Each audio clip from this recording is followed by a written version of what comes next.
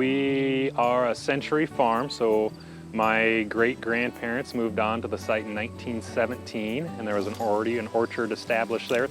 Most people that farmed back in those days, everyone had a few trees of apples, just for their own family's use and consumption.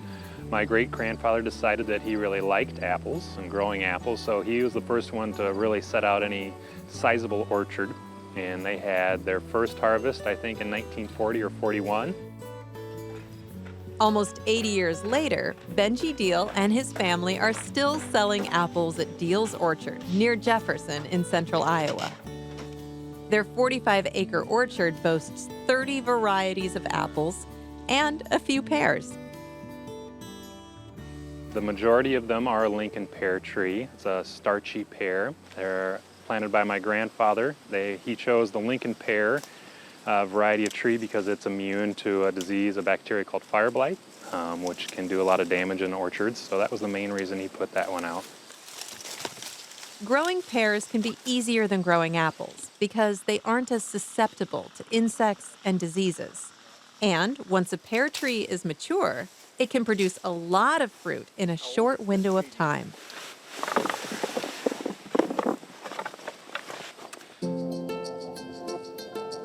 We kind of treat them the same as apple trees. We'll prune them like an apple tree. These pear trees are a standard tree. I guess in general, they're a little bit more hardy than apple trees. They can withstand colder temperatures a little bit.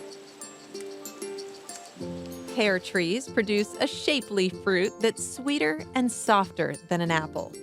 Colors vary from red to green to brown to yellow. Most pears, but not all, have that recognizable elongated shape. The texture of a pear is distinguished by a very fine grit made from clusters of stone cells in the flesh.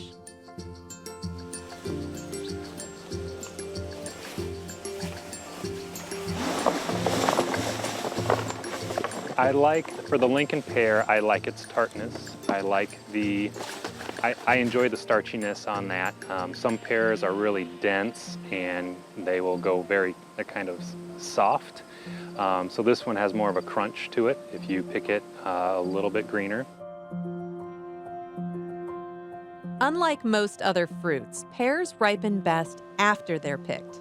Store your pears on the counter until they're ripe, then refrigerate. The best way to see if they're ripe is to press gently near the stem with your thumb.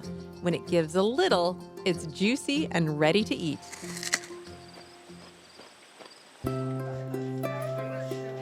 Most of the time, we would just sell them by the bag.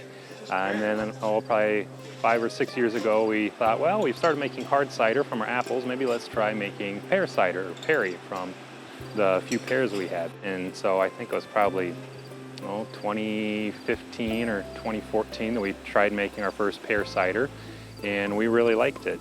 And so all of our pears now go into pear cider or perry. It's enjoyable just to be a part of a tradition, and I really like seeing people come out year after year and get to know them.